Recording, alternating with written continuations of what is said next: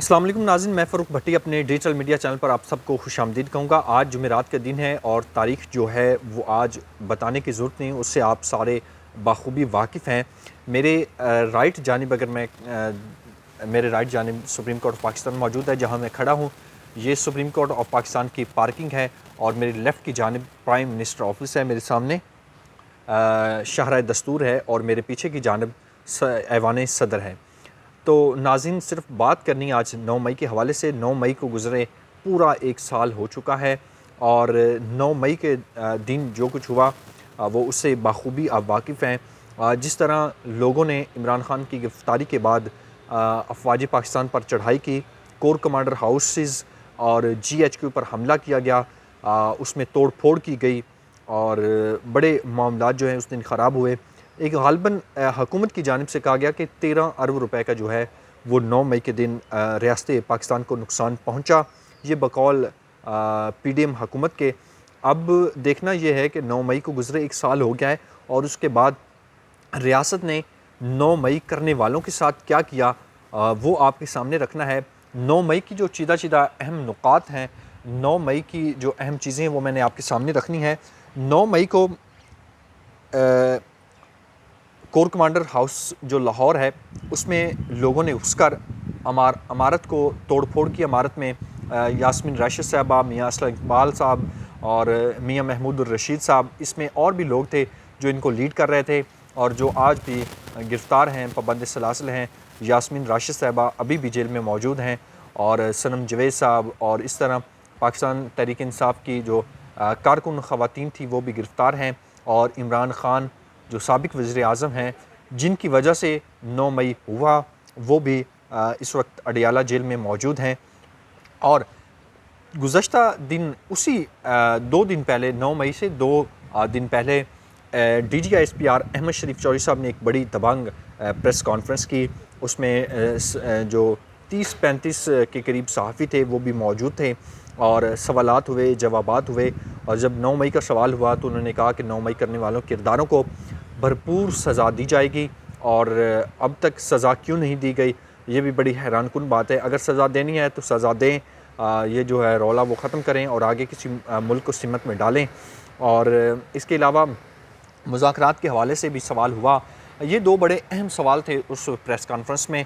और army chief DGISPR ने कहा कि ना कोई मुफ़ाहमत है और जिन्होंने 9 मई किया उनसे तो सियासी जो इंतशारी टोला है उससे तो मुज़ाकरात कभी हो ही नहीं सकते। और दूसरी बात है, इमरान खान जब कल गुज़श्ता दिन उन्होंने सहाफ़ियों से गैर रस्मी गुफ्तगू की, उन्होंने कहा, हाँ, DGISPR ने कहा कि अगर तो वो माफ़ी मांगते हैं तो उनको माफ़ कर दिया जाएगा। लेकिन इमरान खान साहब कहते हैं कि मैं माफ़ी क्यों मांगूँ, माफ़ी तो मुझसे मांगनी चाहिए। मेरी कारकुन को गिरफ़्तार किया गया, मुझे गिरफ़्तार किया गया, ज़मान पार्क में मुझ पर धावा बोला गया, बनी गाला में मेरे घर में जो कुछ हुआ वो आप सब बाखूबी वाकिफ़ हैं। और इस हवाले से मुझे इस्लामाबाद हाई कोर्ट से जिस तरह अगवा किया गया वो भी आप सब उससे बाखूबी वाकिफ़। तो मैं माफ़ी नहीं मांगूँगा, माफ़ी तो इन लोगों को मांगनी चाहिए।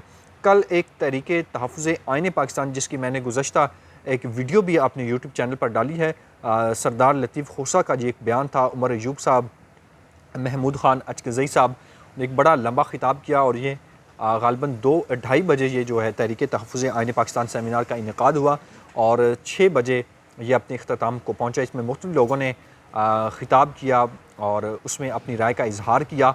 और जो उमर अयूब साहब का था वो बड़ा इंटरेस्टिंग ख़िताब था, वो आपने सुना होगा।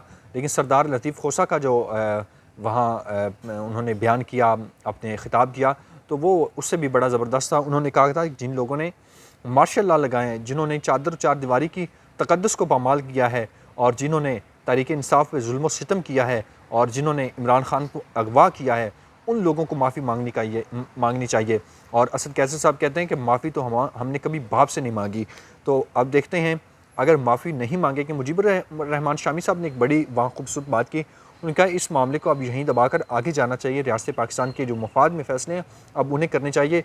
दोनों घरों को जो है अनाज जो है वो अपनी पुश्त पर डालकर इस मुल्क के लिए काम करना चाहिए, इस मुल्क की आवाम के लिए काम करना चाहिए और आईने पाकिस्तान पर अमल पैरा होकर ही ये मुल्क जो है वो तरक्की कर सकता है। गुज़श्ता दिन मैं फैसल वावड़ा साहब का वो देख रहा था बयान। फैसल वावडा साहब काशिफ अब्बासी साहब के प्रोग्राम में बैठे हुए थे और फैसल वावडा और अनवारुल हक काकड़ वो वावडा साहब खुद कह चुके हैं कि हम ऐसे कबीले से हैं कि हमें ना छेड़ा जाए।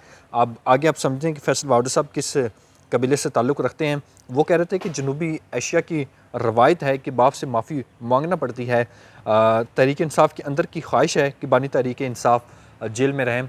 मैं गुज़श्ता दिन जब तहरीक तहफ़्फ़ुज़ आईन पाकिस्तान एक कॉन्फ्रेंस हो रही थी वहाँ लेजेंड होटल में, तो वहाँ पर पाकिस्तान तहरीक इंसाफ के बड़े अहम कारकुन से हमारी मुलाकात हुई। वहाँ बैठे थे, उन्होंने कहा था ये बिल्कुल ठीक है, कुछ लोग चाहते हैं कि तहरीक इंसाफ के जुबानी हैं इमरान खान वो बाहर ना आए क्योंकि हमारी दुकान ना बंद हो जाए।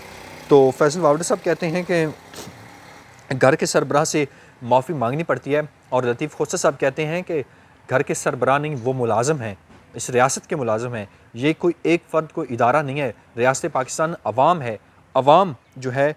तो वावडा साहब क्या कह रहे हैं, कहते हैं घर से के सरबराह से माफ़ी मांगनी पड़ेगी और लतीफ़ खोसा साहब कहते हैं कि घर के सरबराह नहीं, वो घर के मुलाज़म हैं जो घर की हिफाजत करने वाले हैं। कुछ लोग एक दो भड़के मार देते हैं जिससे बानी तहरीक इंसाफ को लगे कि ये मेरे बंदे खड़े हैं। वावडा साहब ने ये बिल्कुल बात ठीक की है।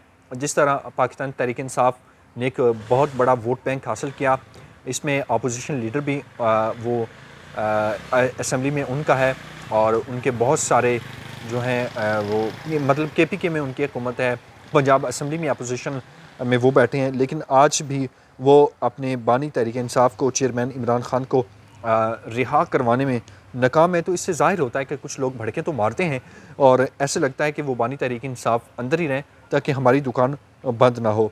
अच्छा, लेकिन वावडा साहब ने एक बहुत बड़ी रात खूबसूरत बात की है। उन्होंने कहा कि इद्दत का केस इंतहाई थर्ड क्लास है, मुआशरे में गलत बीज बोया गया। जिस तरह इमरान खान और बुशरा बीबी साहिबा के इद्दत के मामले पर वो केस बनाया गया, निकाह के मामले में केस बनाया गया, तो वो बड़ा भोंडा तरीका है।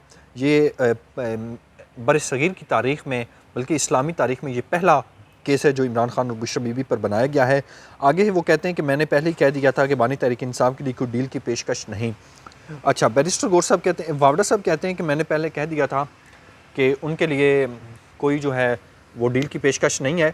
तो बैरिस्टर गौर से जब हमने सवाल किया तो उनका कहना था कि इमरान खान खुद वो है डील नहीं कर रहे, वो जब चाहेंगे डील करेंगे और वो बाहर आ सकते हैं। इमरान खान की रिहाई के मुतल्लिक जो मुख्तलिफ तहरीक इंसाफ के जो कारकुन थे वो कहते थे कि इमरान खान आज बाहर आ रहे हैं, कल आ रहे हैं, छोटी ईद में, बड़ी ईद में, अब महीने तक, 2 महीने तक।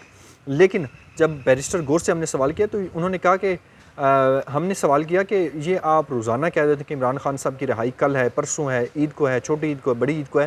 तो उन्होंने कहा कि इमरान खान की रिहाई की चाबी उनकी अपनी जेब में है। जब इमरान खान का दिल चाहेगा वो बाहर आ जाएगा और इमरान खान इस वक्त डील पर नहीं बात कर रहा।